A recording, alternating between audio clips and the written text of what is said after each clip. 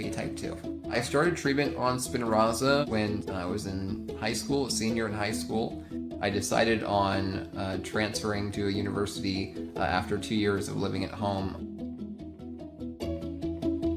I was really eager to kind of get out and live life and see the world. My parents told me that, Ryan, you can do anything. You're away at college, you can make the most of your 2 or 3 years there. So they were a really big support system for me and one I leaned on for guidance. And I've been living on my own with the help of caregivers. I have a solid caregiver schedule. They're all great friends too. So I've been doing it for about a year, planning my daily schedule. When do I, have caregivers do laundry? When do I cook dinner and lunch? Do all these things that I usually haven't had to manage in the past.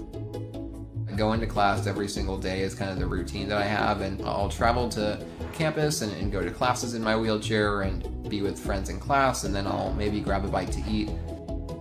I actually got involved in our student government.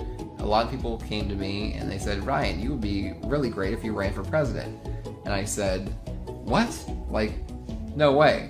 I ran and got elected, so I serve as president and got really heavily involved in terms of disability rights and transfer advocacy as a transfer student. Before I decided on changing treatments, I was on Spinraza for about 3.5 years. Once I got on the new treatment, I told my doctor exactly what was happening. She was really understanding. She said, Ryan, listen, we can get you switched back.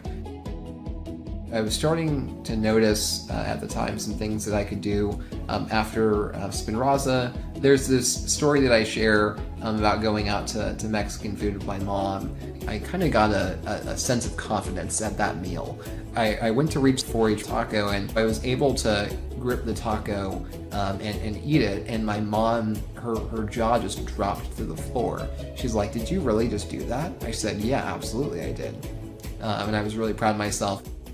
Talk to your doctor about the potential risks and benefits before starting Spinraza. Spinraza is given as an injection into the lower back through a procedure called intrathecal injection, delivering medication directly into the central nervous system. Treatment on Spinraza begins with 4 injections in the first 2 months as loading doses, followed by a maintenance dose every 4 months thereafter. Before starting treatment on Spinraza, and before each dose, lab tests are required to monitor for risk of bleeding and kidney damage. I have a lot on my plate these days. I am a full-time college student. I'm involved in student government, working 19 and a half hours a week, maybe more. And I also have a very active social life in terms of just hanging out with friends and going to dinners. Of course, I leave a little bit of room for studying too. I realize that a lot of people's experiences are different, so I'm grateful to be on a treatment that works for me. And for me, that's Spinraza.